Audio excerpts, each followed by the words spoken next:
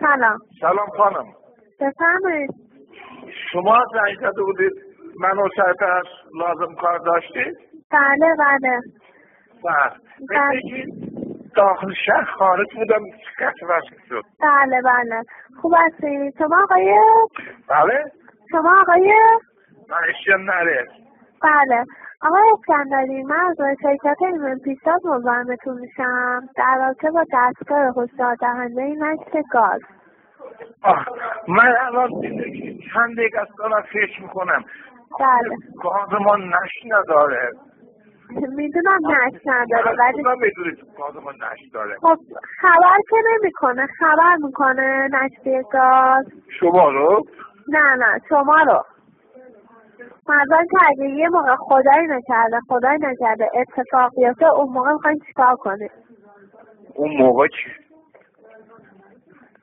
خانم نجه شما میدونی چیه؟ نه آقای محترم من نمیدونم چیه، من دارم میگم همینجوری. به شما گفتن؟ نه به من نگفتن. آخه این من تعجب میکنم، یعنی علم اینقدر پیشرفت کرده باز ما خطر داره من نمیدونم شما میدونید؟ نه ببینید آقای محترم من اصلا نمیگم گاز شما نشت داره الان که درسته. ببین این دستگاهی که ما داریم خب جلوگیری میکنه از خطر نشتی گاز. کی؟ اگه یه موقعی خدایی نکرد نشتی گاز اتفاق بیفته شما خواب باشین یا متوجه نشین این دستگاه آژیر میکشه و هشدار میده. حالا یه چیزی بفهم سوال بکنم میبخشی ها. خواهش میکنم بفهم. من چی خوابم چی گاز روشن میکنه گاز باشه؟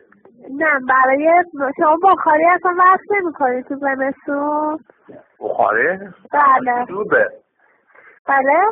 الان که زوده هوا خوبه. خب نه کلا این دستگاه برای خب شما بس کردید به من زنگ بزنید من براتون دستگاه بیارم. شما کجایید؟ ما تهران هستیم.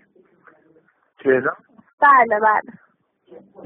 یعنی من بخار وصل کردم بیا به شما بگم بخار نصب میکنم؟ آقای محترم نه. عجب مصیبتی که قربان شما خدا